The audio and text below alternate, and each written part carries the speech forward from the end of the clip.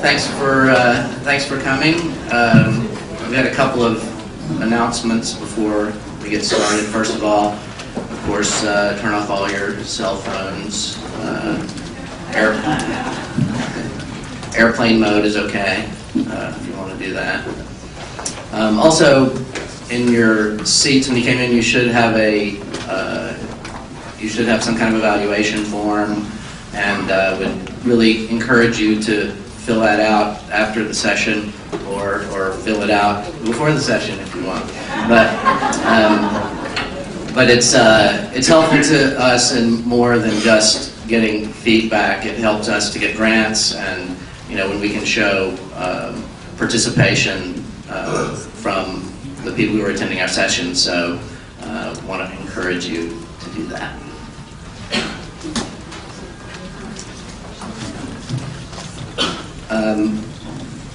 My name is Jay Jennings. I'm the chair of the festival this year, which is a great honor, and also it gives me certain perks, like being able to choose the sessions that I want to moderate. And this is a particular thrill for me, because these are two writers that I've admired and tried to emulate for a long time, and to have them up here sitting next to me is a real honor, and also terrifying. So, but they happen to be both very nice gentlemen. So I have been, first of all, let me talk a little bit about Roy Blount Jr. I've been literally following Roy for almost 30 years now, although he may quibble with my use of the word literally.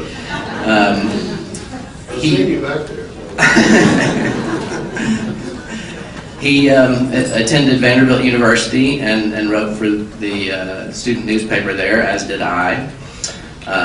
He then went on to work at Sports Illustrated, and shortly after he left, I went to work at Sports Illustrated. His first book was about a season with a football team, and so was mine. And he's now written 23 books, and I hope to do another one.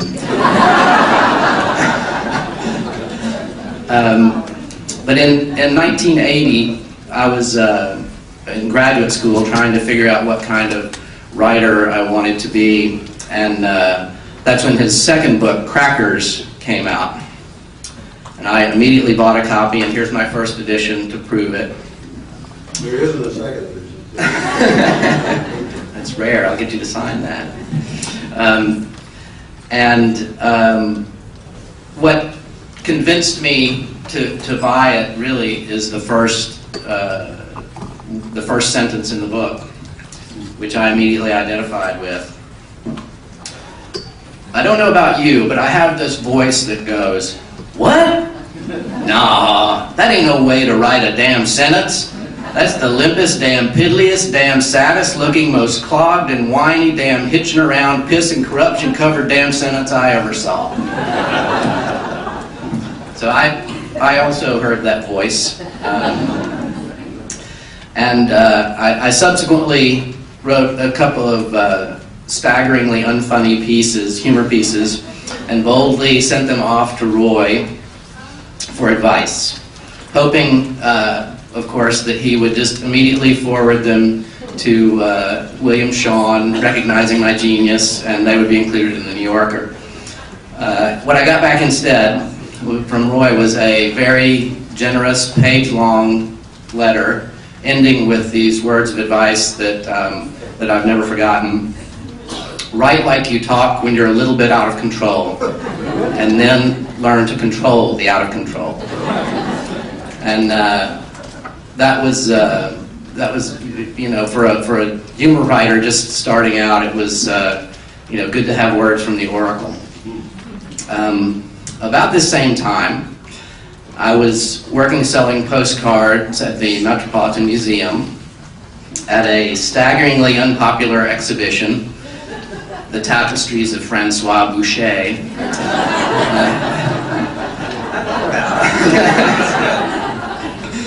So I had time to read the New Yorker cover to cover while I was waiting for patrons to come through. And I began seeing these humor pieces by a writer named Ian Frazier, which were so good that when his first book came out, Dating Your Mom, I immediately bought it. Here's my first edition to prove it. And finally, after another 15 years of trying to write funny pieces that would be the equal of these two, or at least in their ballpark, I was able to publish a few, though not in the New Yorker, which is still the gold standard. And one of the thrills of my life is that 3 of them were chosen to appear in this anthology, Mirth of a Nation, alongside pieces by Roy and Ian. So I'm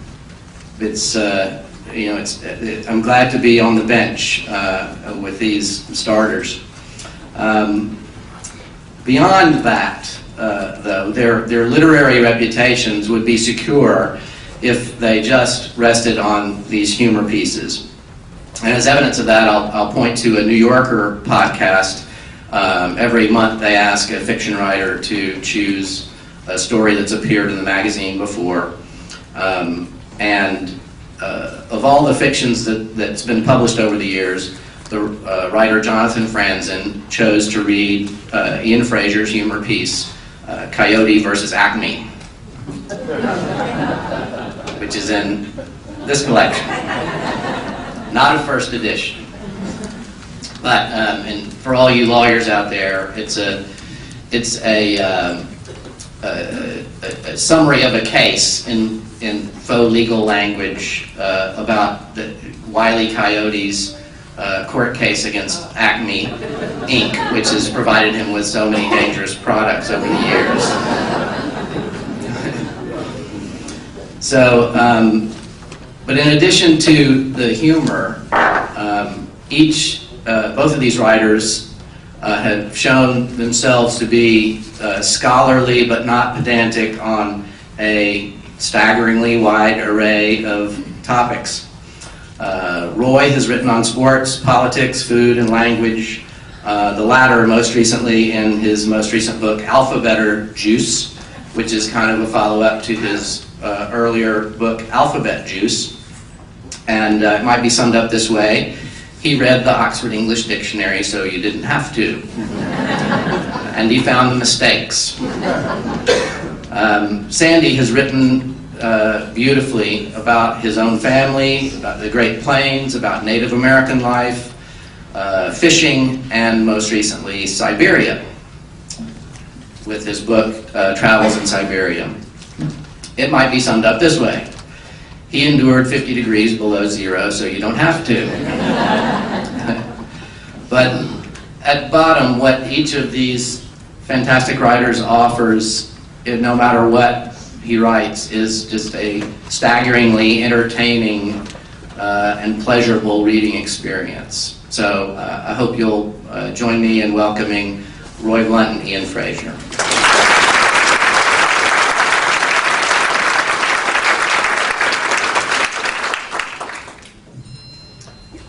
Well, I thought I'd start out by reading a little bit from a piece. It's not a humor piece, and as such, but it's a piece that appeared in my anthology of essays about the outdoors called The Fish's Eye. And I don't know, I just thought I would read it because maybe it says something about writing and about books in addition to whatever else it says. And the piece is called Bad Advice. Some years ago, on a camping trip in the pine woods of northern Michigan, my friend Don brought along a copy of an outdoor cookbook that appeared on the bestseller lists at the time. This book contained many ingenious and easy-sounding recipes.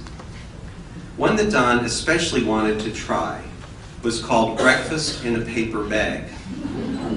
According to this recipe, you could take a small paper lunch sack, put strips of bacon in the bottom, break an egg into the sack on top of the bacon, fold down the top of the sack, push a stick through the fold, hold the sack over hot coals, and cook the bacon and egg in the sack in about 10 minutes. I watched as Don followed the directions exactly. Both he and I remarked that we would naturally have thought the sack would burn. The recipe, however, declared grease will coat the bottom of the bag as it cooks. Somehow, we both took this to mean that the grease, counterintuitively, actually made the bag less likely to burn. Marveling at the who would have guessed magic of it, we picked a good spot in the hot coals of our campfire, and Don held the sack above them. We watched. In a second and a half, the bag burst into leaping flames. Don was yelling for help, waving the bag around, trying to extinguish it, scattering egg yolk and smoldering strips of bacon and flaming paper into the combustible pines, while people at adjoining campfires stared in horror and wondered what they should do. The wild figures that the burning breakfast described in midair as Don waved the stick. The look of outraged, imbecile shock reflected on our faces. Those are images that stay with me. I replay the incident often in my mind. It is like a parable. Because a book told us to, we attempted to use greased paper as a frying pan on an open fire. For all I know, the trick is possible if you do it just so. We never repeated the experiment. But to me, the incident illustrates a larger truth about our species when it ventures out of doors. We go forth in abundant ignorance, near blind with fantasy, witlessly trusting words on a page, or a tip a guy we'd never met before gave us at a sporting goods counter in a giant discount store. About half the time, the faith that leads us into the outdoors is based on advice that is half-baked, made up, hypothetical, uninformed, spurious, or deliberately, heedlessly bad.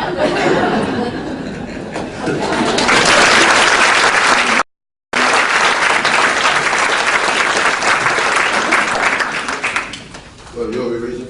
Sure. Okay, well, listen, I'm trying to think how this is about food, too. This is just a little piece of that is part of something. I wrote about how eating is like, reading and writing are sort of like eating. I grew up talking and eating at the same time.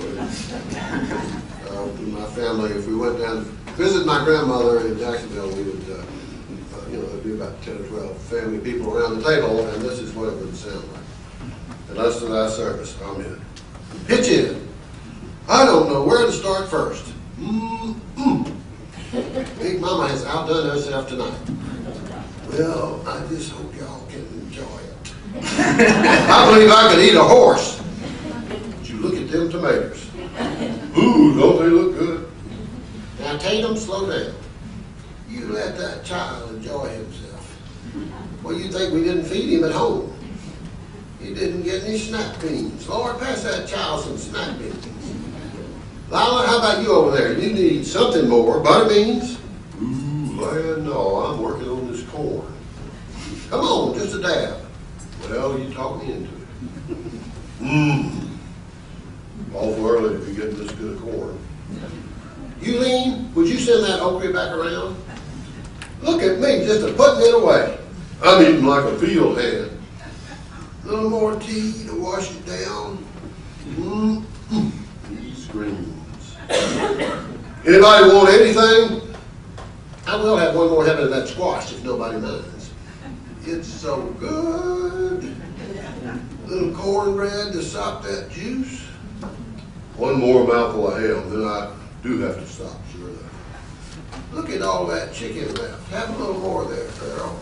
Or where would he put it? And just a spoonful of that gravy to put on my peas. Farrell, we didn't raise you to put gravy on your peas. See, you let that child eat the way he likes it. More rolls, anybody? I think this is all I can hold. You better eat some more of this good chicken. No, I got to save room for pie. There's pie? Oh, this is pie? Now, Anita, you know good and well we wouldn't let y'all go back home and tell folks we didn't serve you any pie. Look at that pie. What is in this pie? This pie is so good. How do you get your crust to do like this, Big Mama? My crust won't do like this to save my life. Oh, I've had your crust. Your crust does fine.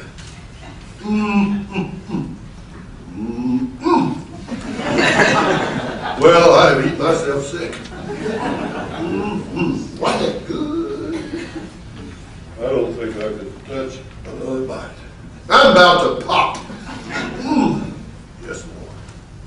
Them tomatoes are special food. Got plenty more now, I can slice right up. Oh no, I'd die.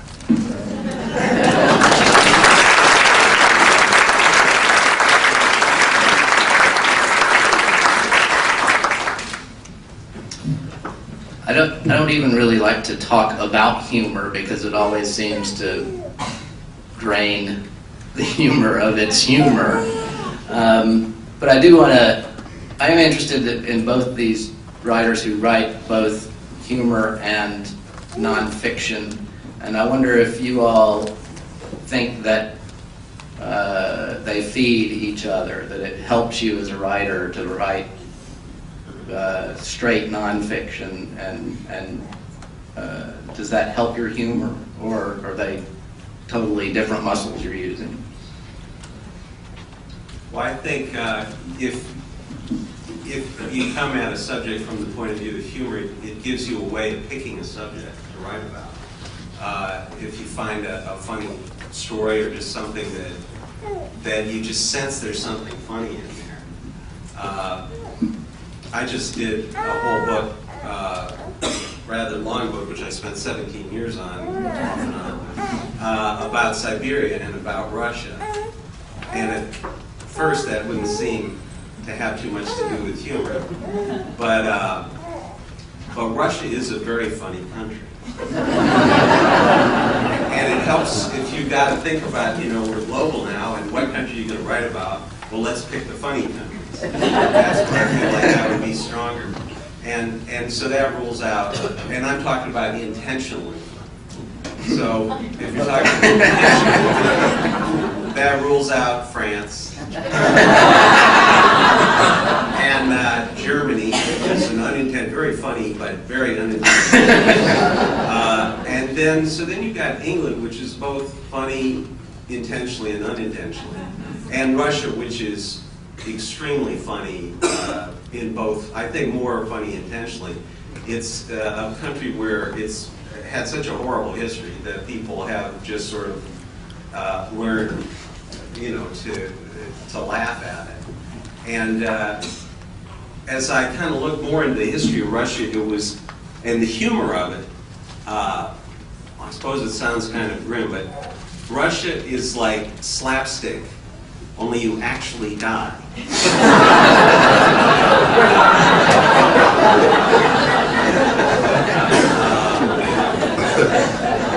So that, my generation looks for extreme stuff, like extreme sports. Well, Russia is extreme humor, and applies to me in any case. So, but so that sort of helped to pick a subject and to feel comfortable, confident in it. There was a strangely strong connection between Ohio and Russia. Yeah. A lot of travelers. Yeah, it is a bizarre, almost like a footnote, but as I started the book because a very famous traveler in Siberia in the 19th century came from the hometown of my family's hometown, Norwalk, Ohio. And his name was George Kennan. He was related to the George Kennan who became the famous diplomat and global strategic thinker of the 20th century. But he traveled in Siberia and wrote a book. And as I did the research on Siberian travelers, I found that I was the 7th person from Ohio to travel in Siberia and write about it. And I don't know why it attracted people from Ohio. It's a kind of scary combination, but yeah, it is. It's a weird thing. And other Midwesterners too, people from Illinois, Indiana, Missouri. It was a time when, I don't know why, but a lot of Americans traveled there, and they tended to be from the Midwest. I think that everything I've written has probably some humor in it. I wrote a biography of Robert E. Lee. You wouldn't expect to have Robert E. Lee. But I wrote a whole section about his sense of humor. The only time he had pet hens and things like that. He had a hen all during several months of the Civil War. She would lay an egg right at the door to his tent every morning. He would, so they carried around. And after Gettysburg, when they were trying to get out of Gettysburg, get away before they were eliminated, which they probably should have been by the Union side, they were hurriedly packing up, and suddenly somebody said, "Where's the hen? Where's the gentleman?" And they couldn't find her anywhere until finally they saw her already on the truck. Eventually, they ate her, but only after a long time. I won't tell the whole story, but there's one joke. One time we know that Robert E. Lee cracked himself, or mostly himself, up. Well, it's a little complicated, but he walked into, when he was at Fort Hamilton, he was an older officer, he walked into a room where a number of his junior officers were discussing Puseyism, which was a form of, the Episcopal Church was drifting toward high church, under the influence of Pusey. I forgot his first name in England. It was a whole movement to make the Episcopal, Anglican Episcopal service more like the Catholic, with more higher seriousness. So they were arguing, and people were, it was an interesting thing. I read up on it. A lot of men in America were against it because they were afraid their wives were going to start going to confession. And so anyway, there was a serious argument going on amongst these soldiers, these young officers, and Robert E. Lee listened to it for a minute, and he said, "Beware of pussyism." Just imagine, I don't think it went over all that. He didn't know whether Robert E. Lee had suddenly gone crazy or what. So then, whenever he would run into this young officer on the campus, on the post, he would say, "Beware of pussyism." And then finally, the young officer got him back because of the Mexican War. After they had taken some big city in Mexico, the Mexicans were so eager to not be all murdered that they invited the American troops into the church, and they had a big ceremony for them, special ceremony, and they paraded around with the Americans carrying candles around the church, and the young officer died. And General Winfield Scott was scared to death because he was afraid this would get back and ruin his presidential chances, which in fact it did. There was a lot of him. And but anyway, the young officer tapped on Robert E. Lee and walking around the candle and said, "Is this pussyism?"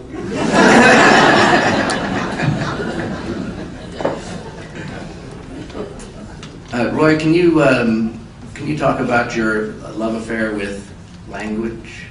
And particularly in your most recent book, you talk about words that are sonic-y. Yeah. Well, my daughter claims it's because I did not breastfeed. My mother did not breastfeed. So I used to chew tobacco while I was young. I broke that habit. I'm a oral person. And so it seems to me that language is at root. Most language, most expressive language is oral too. There's all sorts of the sound. There's the notion propagated by linguists that the relation between words and their meanings is arbitrary.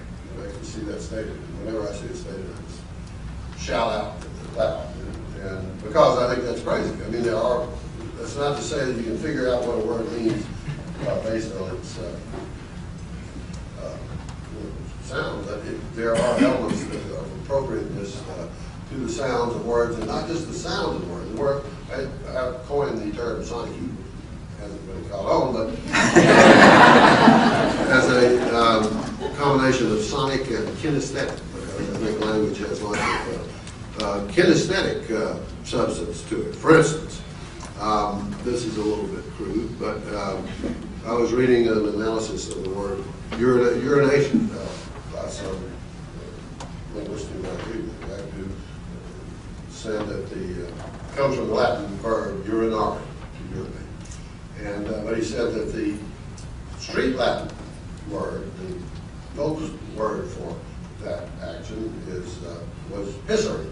Yeah, pissary, I guess.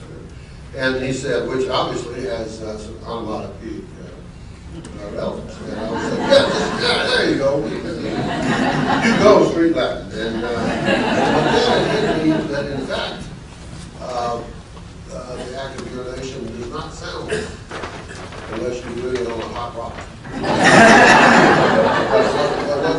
But there is a kind of kinesthetic connection between the word piss and the action, because it starts out with a tight P, you know, like this, and then there's a little effort P, and then you can't say that about every word, but there are words like through, which goes straight through your mouth, whereas throttle starts out like through and gets back into your throttle stop. And then there's a lot of THR words, and then there's words like wits and squint, and to say that words and their meaning, nature and substance of a word is irrelevant to its meaning, is to say that the word splurge could mean scrimp just as well as scrimp does, and vice versa. Scrimp is a type word, and splurge is like that. So, it's, all comes probably of talking while I'm eating, I guess. Sandy, there's one more thing. The Charles Portis in Norwood, Norwood goes up to New York and he sees two kids roasting marshmallows over a burning mattress. And he says, that ain't gonna taste like anything cooked over hair. And I can hair and mattress. Anyway, it's a lot of writing to me just doesn't taste like it. It tastes like it's been cooked over hair. And it all tastes like it's cooked over something good.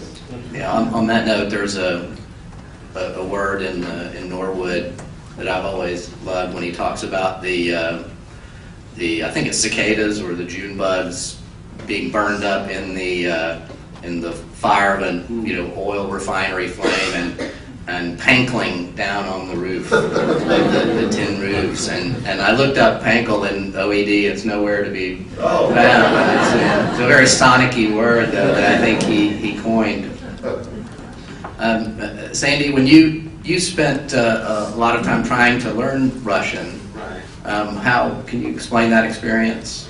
Well, it's interesting, kind of ties in with what Roy was saying about urination, because Nice segue. because the word for writer is pisyatel, and the word for to piss is similar. So it's very easy to make that mistake as a beginner when you say, I write something, and people are horrified. You realize you just got the pronunciation of that S just a little bit off. I started out with zero Russian. I made trips over 17 years, as I said, and I started out with no Russian. And it was a very interesting experience to be, and maybe many people here have had it, it's an interesting experience to be someplace where you do not know anything that the people are saying. And this was, when I was there, it was right after the first sort of fall of the Soviet Union. So Russians are very well-educated people, but these were people who hadn't had much experience speaking English at all, even if they might know a little bit. And so they didn't talk English around me. And I had an experience which it really made me sympathize with my pets, because I would hear a whole long stream of language, And the only thing that I would recognize in that whole long stream of language would be my own name. And I realized that's how dogs listen. You know, they're just sitting there. My shapa, which means I never know where my hat is.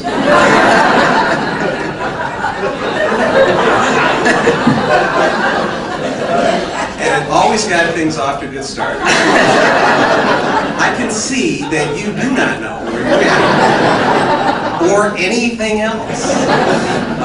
But gradually I came up with, I studied it just a lot with different people, and I also traveled a lot there, so I would just pick up things with, you know, just by listening to people that I was with. And I was not, you know, I was in my 40s when I started it, and its language acquisition goes way down. But my hero, George Kennan, had learned Russian in far eastern Siberia with sled dog drivers. And when he showed up in social situations back in western Russia, people were appalled. They could understand what he was saying, but they were appalled.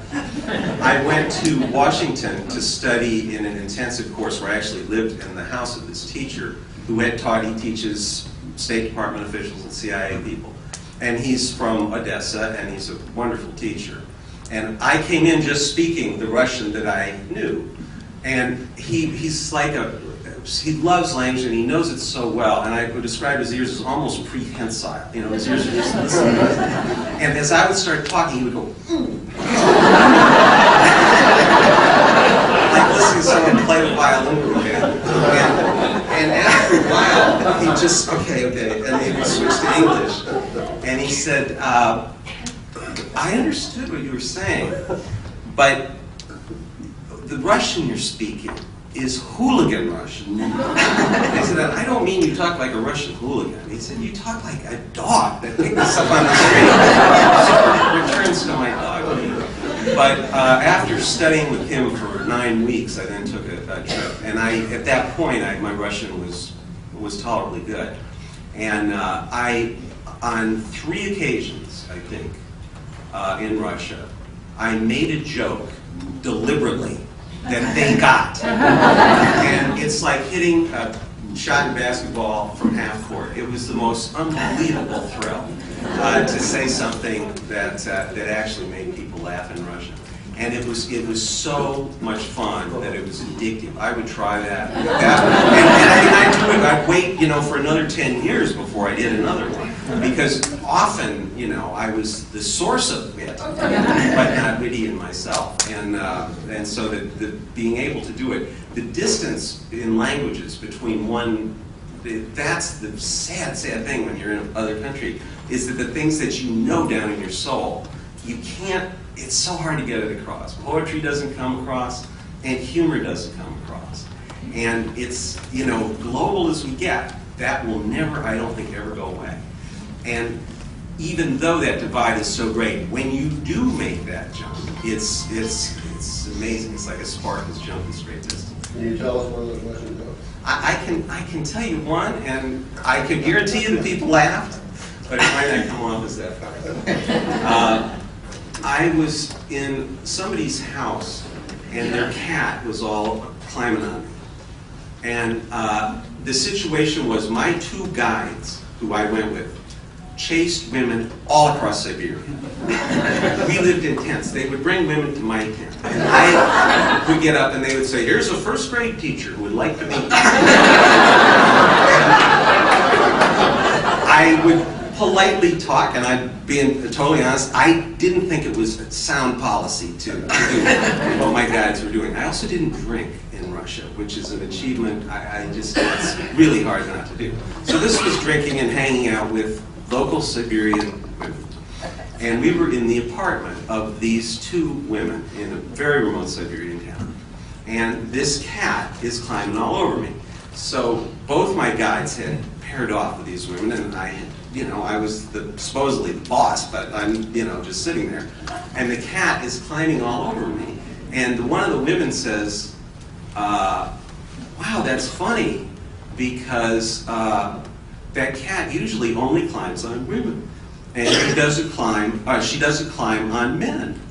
And I said, Da, и я настоящий мужчина, which means, yes, and I am a real man.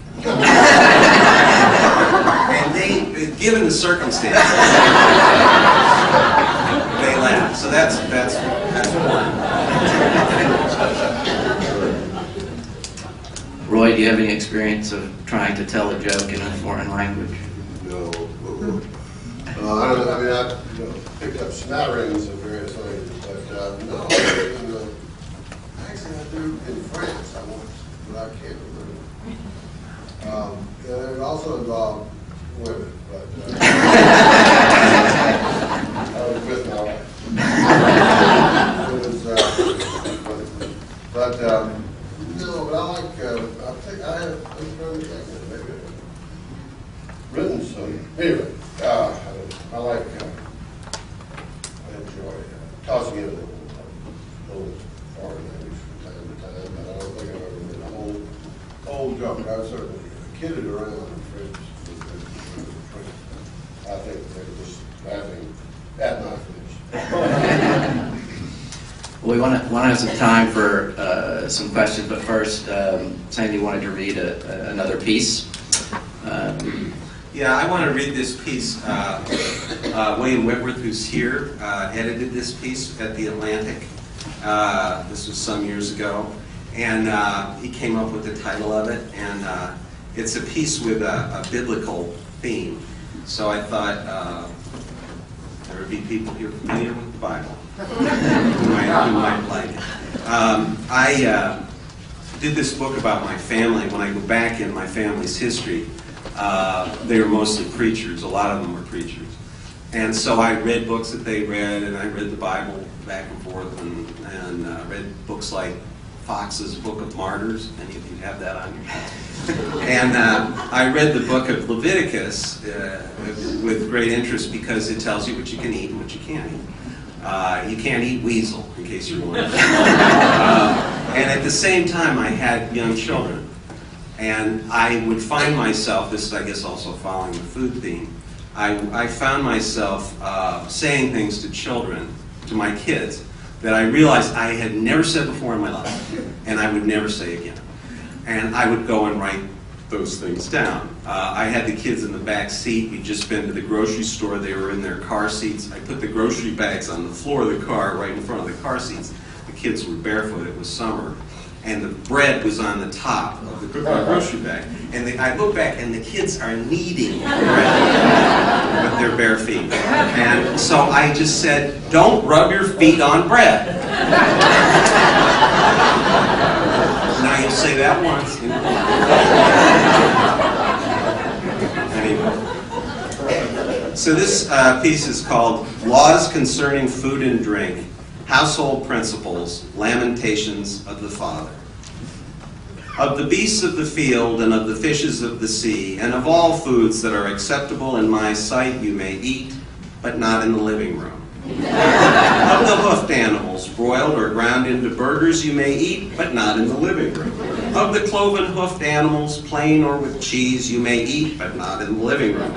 Of the cereal grains of the corn and of the wheat and of the oats, and of all the cereals that are of bright color and unknown provenance you may eat, but not in the living room. Of the quiescently frozen dessert, and of all frozen after-meal treats you may eat, but absolutely not in the living room. Of the juices and other beverages, yes, even of those in sippy